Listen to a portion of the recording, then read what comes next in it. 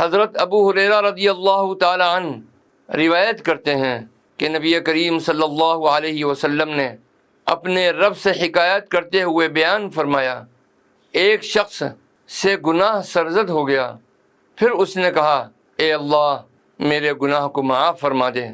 اللہ تبارک و تعالی نے فرمایا، میرے بندے سے گناہ کا ارتکاب ہو گیا۔ پھر اسے خیال آیا کہ اس کا رب بھی ہے جو گناہوں کو معاف کرتا ہے اور اس پر گرفت بھی کرتا ہے۔ پھر دوبارہ اس سے گناہ سرزد ہو گیا۔ پھر اس نے کہا، اے پروردگار میرے گناہ معاف فرما دے۔ اللہ تبارک و تعالی نے فرمایا، میرے بندے سے گناہ کا ارتکاب ہو گیا۔ پھر اسے خیال آیا کہ اس کا رب بھی ہے جو گناہ کو معاف کرتا ہے اور اس پر گرفت بھی کرتا ہے۔ پھر تیسری بار وہ گناہ کا مرتکب ہو گیا اور کہنے لگا، اے پروردگار میرا گناہ معاف فرما دے۔ تو اللہ تبارک و تعالی نے فرمایا کہ میرا بندہ گناہ کا مرتکب ہو گیا۔ پھر اسے خیال آیا کہ اس کا رب بھی ہے جو گناہ کو معاف کر دیتا ہے اور اس پر گرفت بھی کرتا ہے۔ تو جو چاہے عمل کر، میں نے تجھے بالکل معاف کر دیا ہے۔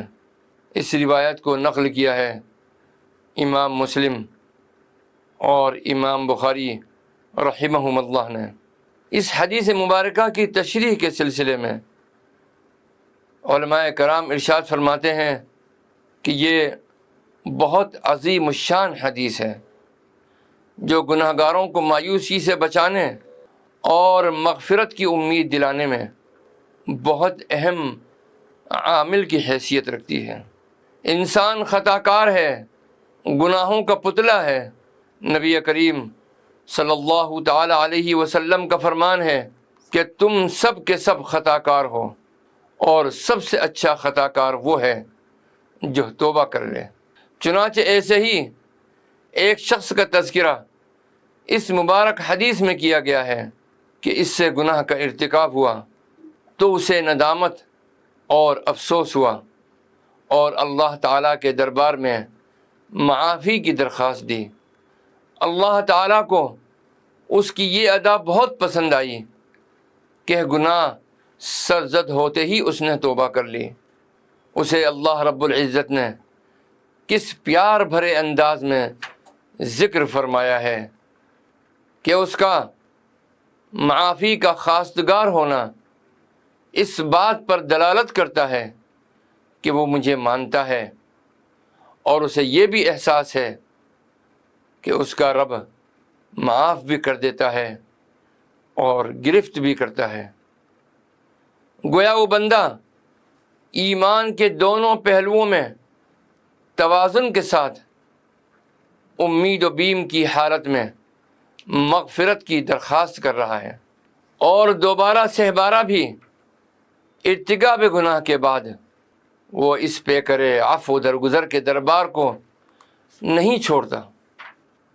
اللہ تعالیٰ جانتے ہیں کہ گناہوں کے صدور کے ساتھ ہی معافی اور مغفرت کی طلب یہ کرتا ہی رہے گا۔ لہذا اللہ تعالیٰ نے بھی یہ فرما دیا کہ تم جو کچھ بھی کر لو، جب تک تم اس طرح معافی مانگتے رہو گے میں بھی تمہیں معاف کرتا رہوں گا۔ اللہ سبحانہ و تعالی ہمیں ہمیشہ گناہ سے بچنے کی توفیق عطا فرمائے، اور جو گناہ سرزد ہو چکے ہیں اللہ ان سے توبہ کرنے کی توفیق عطا فرمائے، اور اللہ سبحانہ و تعالی توبہ کو قبولیت کا شرف بھی عطا فرما دے۔ آمین ثم آمین یا رب العالمین۔